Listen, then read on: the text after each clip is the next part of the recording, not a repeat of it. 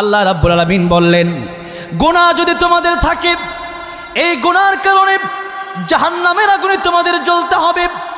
ও আনফুসাকুম ওয়া আহলিকুম নারা, নিজেরা জাহান্নামের আগুন থেকে বাঁচো, পরিবারকে জাহান্নামের আগুন থেকে তোমরা বাঁচাও। ও দুনিয়ার মানুষেরা, আমার ভাইরা, আমার মুরব্বি বাবাজিরা, জাহান্নাম থেকে আমরা বাঁচবো কিভাবে? জীবনে যেহেতু গুনাহ আছে, আর যে কোনো সময় আমাদের মরণ হতে পারে, আর গুনাহ নিয়ে যদি আমরা মরে যাই, যদি কারো জীবনে কারো আমলে যদি কবিরা গুনাহ থাকে, তাহলে তার জন্য কবরের ভিতরে আযাব শুরু হয়ে যাবে। একটু লক্ষ্য করেন, যে বিষয়টা মূল, আজকের মূল পয়েন্ট আমি আসছি, একটু লক্ষ্য করেন। আল্লাহ বললেন, ও দুনিয়ার মানুষেরা, ইন্নাস সাআতা আতিয়াতুন আকাদু উখফিহা, আমি আল্লাহ কিয়ামত কায়েম করব। কিয়ামতের ব্যাখ্যা দিতে গিয়ে নবী দুইটা কথা বললেন, একটা কিয়ামতে কুবরা আর একটা কিয়ামতে সুগরা। কুবরা মানে বড় কিয়ামত, আর সুগরা মানে ছোট কিয়ামত। ছোট কিয়ামত কারে বলে? নবীজি তাও হাদিস শরীফের ভিতরে বলে দিচ্ছেন, মান মাতা ফাকাদ কামাত কিয়ামাতুহু, যার যখন মরণ হয়ে যায় তার কিয়ামত তখন থেকেই শুরু হয়ে যায়। তার আযাব অথবা তার শান্তি তখনই শুরু হয়ে যায়। এবার আসেন, যেহেতু আমাদের গুনাহ আছে, মরতেও হবে। এখন আল্লাহ বললেন, আকাদু উখফিহা, সূরা তাহা আল্লাহ বললেন, এই মরণটাকে আমি আল্লাহ গোপন করে রাখলাম। কার কখন মরণ হবে এটা পৃথিবীর কোনো মানুষের জানা নাই। জানা আছে নাকি? গাড়িতেও মরণ হতে পারে, বাড়িতেও মরণ হতে পারে। এই স্টেজে আমি কথা বলছি, মিরপুর শহীদ বুদ্ধিজীবী জীবিত আমাকে আজ থেকে প্রায় 2 বছর আগে দাওয়াত করা হলো। সেখানে মাগরিবের পর বয়ান, আসরের পরে আমি গেলাম কবরগুলো জিয়ারত করার জন্য। আমি কবরগুলো জিয়ারত করতে করতে একটা সময় আমি দেখলাম যে একটা শিল্পীর নাম লেখা আছে পাথর দিয়া, সেই শিল্পীর নাম হলো ফিরোজ সাহেব। এই শিল্পী মঞ্চের ভিতরে গান গাচ্ছিল, 1 মিনিটের নাই ভরসা, সাঙ্গ হবে রং তামাশা, দম ফোরাইলে বন্ধুরে চক্ষু বুঝিলে। এই যে গান 1 লাইন 2 লাইন গাইতে স্টেজের ভিতরে ঢলে পড়ল মৃত্যুর কোলে। এই জন্য কার মরণ কখন হবে এটা কারো জানা নাই। সুতরাং মৃত্যুর প্রস্তুতি আগামী 1 সপ্তাহ পরের থেকে, আগামী রমজান আসলে পরে, বিয়া করার পরে, তাহলে কখন? এখনই মৃত্যুর প্রস্তুতি নেওয়ার দরকার আছে না নাই? মৃত্যুর প্রস্তুতি নেওয়ার জন্য 1 নম্বর কথা হচ্ছে, যারা শিরিক করেন শিরিক ছেড়ে দিতে হবে। আল্লাহ রাব্বুল আলামিন বলেন, ইন্নাল্লাহা লা ইয়াগফিরু আন ইউশরাকা বিহি ওয়া ইয়াগফিরু মা দুনা যালিকা লিমান ইয়াশা ওয়া মান ইউশরিক বিল্লাহি ফাকাদ ইফতারা ইসমান আযীমা। আমি আল্লাহ কিয়ামতের ময়দানে সব গুনাহ মাফ করে দেব, কিন্তু আমি আল্লাহ শিরিক মাফ করব না। অন্য জায়গায় আল্লাহ বলেন, ومن يشرك بالله فقد حرم الله عليه الجنة ومأواه النار। শিরক যারা করবে আমি আল্লাহ তাদের জন্য জান্নাত হারাম করে দেব, আর জাহান্নাম তাদের জন্য আমি আল্লাহ অবধারিত করে রাখলাম, জাহান্নাম তাদের জন্য আমি আল্লাহ ওয়াজিব করে দেব। অন্য জায়গায় আল্লাহ বললেন, لئن أشركت ليحبطن عملك ولتكونن من الخاسرين। ওগো নবীজি, আপনিও যদি শিরিক করেন আপনার পেছনের সমস্ত আমল বাতিল হয়ে যাবে। কেউ হজ করে আসলো বাংলাদেশে, নামাজটা কোনো কারণে পড়তে পারলো না, হজ বাতিল হবে নাকি? হজ বাতিল হবে না। নামাজ পড়ে বাজারে গেলে কোনো কারণে মিথ্যা কথা বললে নামাজ আপনার বাতিল হবে না।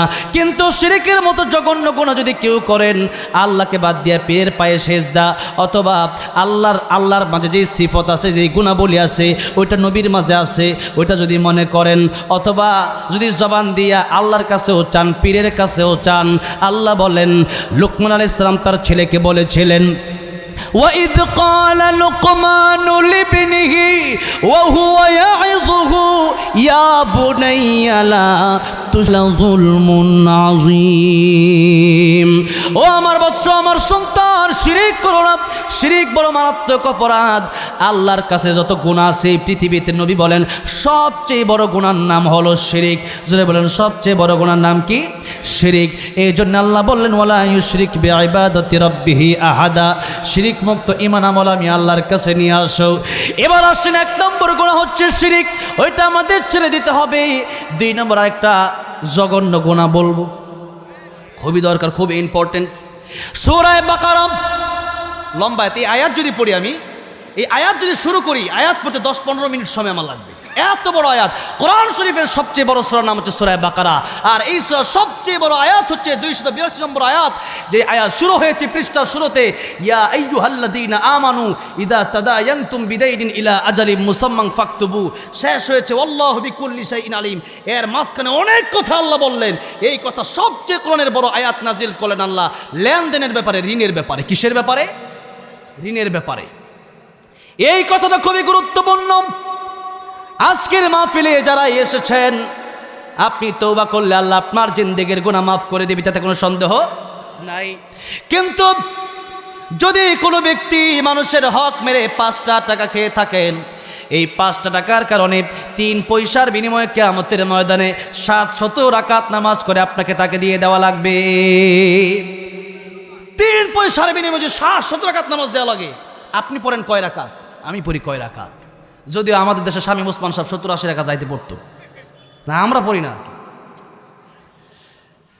আমার ভাইরা, আমার মুরব্বী ও যেরম, মানুষের হক যদি মেরে খান, কোন সরকার যদি মানুষের হক মেরে খায়, ওই সরকার যদি তার আল্লাহর কাছে তওবা করে, আর কোনো মানুষ যদি মানুষের হক মেরে খায়, 10,000, 20,000 অথবা 5টা টাকা, দোকান থেকে একটা চানাচুর বাকি নিয়েছিলেন, টাকাটা দেন নাই, দোকান থেকে একটা কাপড় বাকি নিলেন, টাকাটা দেন নাই, 10,000 টাকা ঋণ দিয়ে টাকাটার ফেরত দেন নাই, এরকম ঋণী যারা থাকতো, নবীজি তাদের জানাজার নামাজ পর্যন্ত পড়াতেন না। নবীজি নিজে জানাজার নামাজ পড়াতেন না, আগে বলতেন তার ঋণ পরিশোধের দায়িত্ব কে নিবে আগে বলো, কারণ আল্লাহ তাকে মাফ করবে না। কোনো বান্দার হক কোনো বান্দাকে আল্লাহ মাফ করবে না। খুবই গুরুত্বপূর্ণ ব্যাপার। আমি অনেক মাহফিলে এই বিষয়টা নিয়ে লম্বা আলোচনা করি, 2 ঘন্টা 3 ঘন্টা আলোচনা করি একটা বিষয় নিয়ে, শুধু লেনদেন, শুধু লেনদেন। তবে কোনো গরিব মানুষ যদি হয়, ওয়াত্তাকু, আল্লাহ বললেন যে তোমরা যদি হয় গরিব মানুষ, তাহলে তোমরা তাদেরকে প্রয়োজনে যদি পারস, এইরকম ক্ষমতা থাকে, তোরা মাফ করে দিও। কি করে দিও? মাফ করে দিও। যদি মাফ করে দাও, আল্লাহ তোমাদেরকে কিয়ামতের ময়দানে ডবল ডবল দিয়ে দিবেন। কোন সুবহানাল্লাহ। কিন্তু আমাদের দেশের লোকেরা হচ্ছে এমন যে টাকা আছে তার কাছে, এরপরও দিতে চায় না, এরকম লোক আমাদের দেশে নাই। আসলে এতে তো নাই, অভাব নাই, এরকম লোক অভাব নাই, অহরহ। আমার ভাইরা, আমার মুরব্বী বাবাজিরা, 10,000 টাকা 20,000 টাকা নিয়ে আপনি আজকে নিজেকে অনেক বড় মনে করছেন, আপনি অহংকার করছেন যে তোর টাকা আমি দেই নাই, তাতে কি হয়েছে? আর কিচ্ছু হয় নাই। এই জীবন নয়, আরো জীবন আছে, এই জীবন নিয়ে যাবে সেই জীবনের কাছে, সেই কিয়ামতের ময়দানে আল্লাহ ইনসাফের বিচার করবেন। একটা টাকা যদি কেউ পেয়ে থাকে, তাকে আল্লাহ ডাকবেন, তাকে আল্লাহ ডেকে বলবেন তার টাকা তাকে দিয়ে দাও।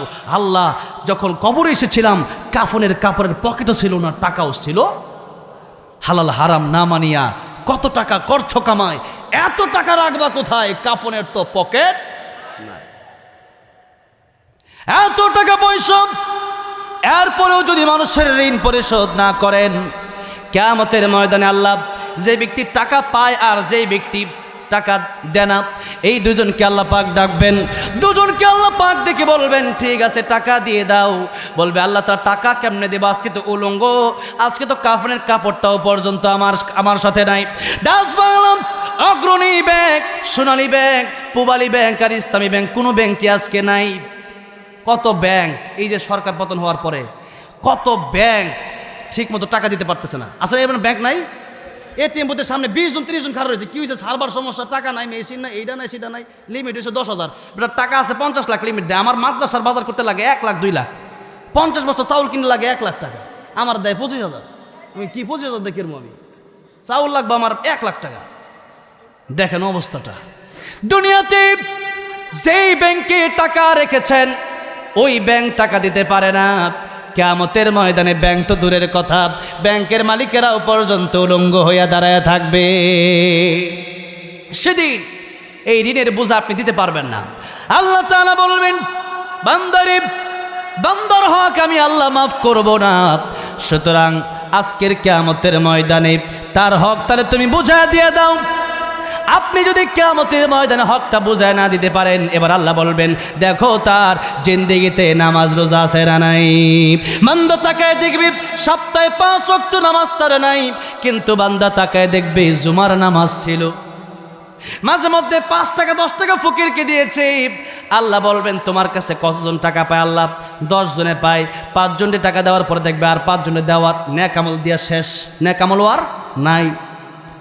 আল্লাহ বলবেন ঠিক আছে, আরো যে বাকি 5 জন আছো তোমাদের যেহেতু নেক আমল নাই, তোমাদেরকে আমি আল্লাহর পক্ষ থেকে আজকে নেক আমল দিয়ে দেওয়া হবে, আর তোমাদের গুনাহগুলো তোমরা তাকে দিয়ে দাও।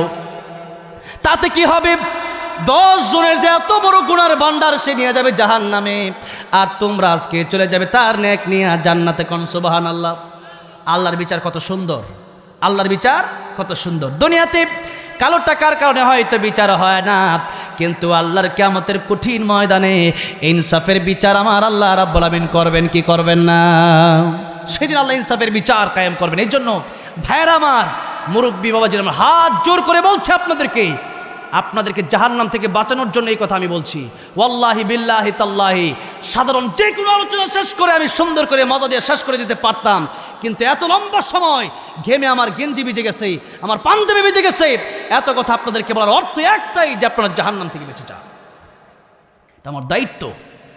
আজকে ঋণের বোঝা নিয়ে আপনি ঘুরছেন, আর আপনি নামাজ পড়ে ভাবছেন আমি জান্নাতি না। আপনি যদি ঋণ নিয়ে মরে যান, আপনি আপনার কপালে লিখে নেবেন যে আমি জাহান্নামী হয়েই মরছি। তার কাছে আপনি ক্ষমাও নিতে পারলেন না। আজকে ভাইয়েরা বোনের হক নিয়ে এরকম অসংখ্য ঘটনা বাংলাদেশে আছে না নাই? অভাব নাই। আমার পরিবারে আছে, আমার পরিবারের এই ঘটনা। আমার দাদির এই গাজীপুরের সদরে বিঘাকে বিঘা জায়গা ছিল, আমার দাদির ভাইয়েরা সেই জায়গা দেয় নাই। আমার দাদি এখনো কাঁদে, এখনো যেহেতু কাঁদে আমার দাদি ওই জায়গার জন্য। তো তাহলে কি মাফ করে দিয়েছে তাদেরকে? মাফ কিন্তু করে নাই। তাহলে চিন্তা করে দেখেন, আজকের এই সমাজে মানুষ তার বোনের হক মেনে নিচ্ছে, আর তার বাবাও, অনেক বাবা আছে এরকম বলছে যে তোমার ভাইকে জমিটা দিয়ে দিলাম, তোমার জন্য দোয়া করে দিলাম।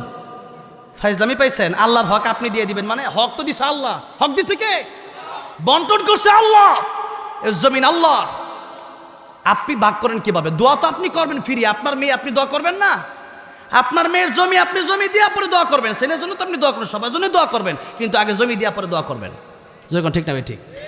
হ্যাঁ, মনে করেন গাড়ি দিয়ে আইলাম, হুজুর নেন 200 টাকা, আর দোয়া করে দিলাম, তাহলে হইব নাকি? গাড়ি ভাড়া 10,000 দিয়ালন, পরে কথা, পরে দোয়া করেন। যখন ঠিক না ভাই? ঠিক। চলবো না। আমার ভাইরাম, আমার মুরব্বী বোঝে যে কথা আমি বোঝাতে চাই, ঋণ নিয়ে যদি কেউ মারা যান, কোনো বান্দার হক নষ্ট করে যদি মারা যান, আল্লাহর কাছে তওবা করেন, এই তওবা গ্রহণযোগ্য হবে, এই তওবা গ্রহণযোগ্য আপনার হবে না। এই জন্য যার কাছে যার ঋণ আছে, ঋণটা ঠিক মতো দিয়ে দিবেন, আদায় করে দিবেন। আর 3 নম্বর আরেকটা গুনার কথা আমি বলতে চাই, ওই গুনার কথা বলে আলোচনার ইতি আমি টানতে চাই। ওই গুনাহটাও খুবই মারাত্মক গুনাহ। ওই গুনাহটা নিয়ে ইউটিউবে সার্চ দিয়ে শুনে নিন আলোচনা, গীবত নিয়ে আলোচনা। আল্লাহ বলেন ইউহিব্বু আহাদুকুম আইয়াকুলা লাহমা আখিহি মাইতান ফাকারিহতুমু। তোমরা কেমন কেউ আছে যে তোমরা তোমাদের মৃত ভাইয়ের কাঁচা গোশত খেতে পছন্দ করো? এরকম কেউ আছেন? মৃত ভাইয়ের কাঁচা গোশত খায়, কেউ খাইছে কোনোদিন? কিন্তু আল্লাহ বললেন কেউ যদি ওয়ালা ইয়াগতাব বা'দুকুম বা'দা, একজন আরেকজনের গীবত করো। মনে করেন আমি আজকে এখান থেকে চলে গেলাম, এরপরে আপনি বললেন যে হুজুরটা বেশি একটা সুবিধার না, আপনি গীবত করে ফেললেন। আপনার আমল, আপনার নামাজ, আপনার রোজা আমি নিয়ে নেব, আর আমার গুনাহ কিয়ামতের ময়দানে আপনাকে দিয়ে আমি জান্নাতে যাব। সুতরাং নবীজিকে জিজ্ঞাসা করা হলো, ইয়া রাসূলুল্লাহ, ইয়া হাবিবাল্লাহ, গীবত কারে বলে?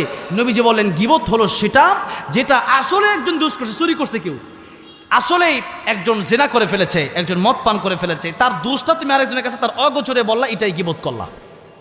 আপনাদেরকে কি আমি গীবতের সংজ্ঞাটা বোঝাতে পারলাম? আসলে একজন দোষী, তার দোষটা আপনি আরেকজনের কাছে তার অগোচরে গিয়া বললেন, যে লোকটা বেশি সুবিধার না, তার মায়েরা বেশি সুবিধার না, তার ছেলেরা বেশি সুবিধার না, এটাই আপনি গীবত করলেন। আর গীবতের ক্ষতি দুইটা। এক নম্বর ক্ষতি হচ্ছে আপনি আপনার নেক আমল তারে দিয়ে দিলেন। দুই নম্বর ক্ষতি হচ্ছে আসলে সে গুনাহটা যে করছে এই গুনাহটা আপনি আপনার কাঁধে নিয়ে জাহান্নামে গেলেন। নাউযু বিল্লাহি মিন যালিক। আমার ভাইরা, আমার মুরব্বি বজিরাম, একেবারে অল্প সময়ের ভিতরে কথা শেষ করে দেব। কথা আমার শেষ। এবার আসেন, এতগুলো কথা বললাম এই জন্য আজকে আমার আয়াত হচ্ছে তওবার আয়াত। আল্লাহ বললেন, কুল ইয়া ইবাদিয়াল্লাযীনা আসরাফু আলা আনফুসিহিম লা তাকনাতু মির রাহমাতিল্লাহ। ও নবীজি, আমার বান্দারা যারা গুনাহ করে ফেলেছে তাদেরকে আপনি বলেন তারা যেন হতাশ না হয়ে যায়, তারা যেন আমার রহমত থেকে নিরাশ না হয়ে যায়, তারা যেন আমি আল্লাহর কাছে খাঁটি তওবা করে, তওবায়ে নাসুহা যদি করতে পারে, তুবু ইলাল্লাহি তাওবাতান নাসুহা, আমি আল্লাহ রাব্বুল আমিন তার জিন্দেগির গুনাহ মাফ করে দেব। আল্লাহ বললেন নিরাশ যেন না হয়ে যায়। আমরা নিরাশ হব না। আমরা এতদিন যা গুনাহ করেছি এই গুনাহগুলো ছেড়ে দেব বলি ইনশাআল্লাহ। তওবা কবুলের শর্ত হলো 5টা। জোরে কোন কয়টা? 5টা। 1 নম্বরে অপরাধ স্বীকার করে নেওয়া, আল্লাহ আমি গুনাহ করে ফেলেছি। 2 নম্বরে অনুতপ্ত হওয়া যে আসলে যে কাজটা করছি এটা ভালো হয় নাই। 3 নম্বরে এই পাপটা একেবারে বন্ধ করে দেওয়া। এই পাপ আপনি আজকে করছেন কালকে আবার করবেন তা হবে না। আজকে করছেন মানে তওবা করছেন মানে শেষ, এই কাজটা আর করা যাবে। 4 নম্বরে কাজ এই পাপের প্রতি ঘৃণা রাখা। 5 নম্বরে পাপ না করার দৃঢ় ওয়াদা আল্লাহর কাছে করা। এই 5টা কাজ যদি করতে পারি তওবা আজকে আমাদের কবুল হয়ে যাবে।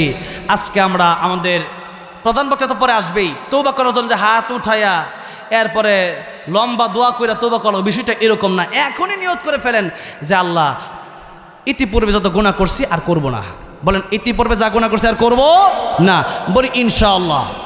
জোরে বলি ইনশাআল্লাহ। আল্লাহ আমাদের তওবাকে কবুল আর মঞ্জুর করে নেন। বলেন আমিন। আজকের এই মাহফিলটা পেয়ে আপনারা খুশি না বেজার? কেমন খুশি হয়েছেন? কিছু শিখতে পারছেন আজকে? এতটুকু মনে হয়েছে তো? আলহামদুলিল্লাহ। এই মাহফিলটাই আমি অত্যন্ত পুরাতন মানুষ, আপনাদের এলাকার মানুষই আপনারা ধরতে পারেন, যেহেতু কয়েকদিন পরে পরে আসি, প্রতিদিনই আমি আসি, কালকেও তো এই কাছে জিরানি মাহফিল যেহেতু, সুতরাং আরও আসবো ইনশাআল্লাহ। আমাকে একটা দায়িত্ব এই মাদ্রাসা থেকে দেওয়া হয়েছে। নবীজি বলেন, কোন আলিমান আও মুতাআল্লিমান আও মুআইনান আও মুহিব্বান লা তাকুন খামিসান ফাতাহলিক। আলেম হয়ে যাও, আলেমের ছাত্র হয়ে যাও, নাইলে তোমরা এই আলেম হওয়ার জন্য যারা কষ্ট করতেছে এদেরকে সহযোগিতা করো, নাইলে তোমরা তাদেরকে মোহাব্বত করো। লা তাকুন খামিসান, 5 নম্বরের জন্য ধ্বংস হয়ে যাবা। আজকের এই মাদ্রাসা নুরানি হাফিজিয়া মডেল মাদ্রাসা, এই মাদ্রাসার হেফজখানার অবস্থা বড়ই করুণ। আমি গতবার আগের যখন এসেছিলাম দেখলাম, এখনও আমাকে দেখানো হলো, বলল হুজুর বড়ই করুণ অবস্থা। যদি সবাই অল্প অল্প করে কিছু এই মাদ্রাসার জন্য আল্লাহর জন্য কোরবানি করতে কিছু টাকা পয়সা দিত, তাহলে এই মাদ্রাসাটা হয়তো আমরা একটু সুন্দর করতে পারতাম। শীতের দিন আসতেছে, ঘরের অবস্থা ভালো না, একটু সুন্দর করতে পারতাম ঘরটারে। কোরআনের পাখিরা কোরআন তেলাওয়াত করতে পারতো। নবী বলেন মৃত্যুর পরে সব আমল বন্ধ, 3টা আমল থাকবে। 3টা আমল, তুমি মরে যাবা, তোমার তো আর আমলের শক্তি নাই, নামাজ তো আর পড়তে পারবা না, কোরআন তো তেলাওয়াত করতে পারবে না, তুমি তো কবরে। এখন তোমার 3টা আমল বাকি থাকবে। একটা আমলের নাম হলো সদকায়ে জারিয়া। মাদ্রাসায় যদি কোনো টাকা পয়সা দান করো, এই টাকা পয়সা দান করার কারণে এই মাদ্রাসার যে ছেলেটা হাফেজ হলো, আলেম হলো, আজকে আমিও তো লজিন খায় পড়ছি,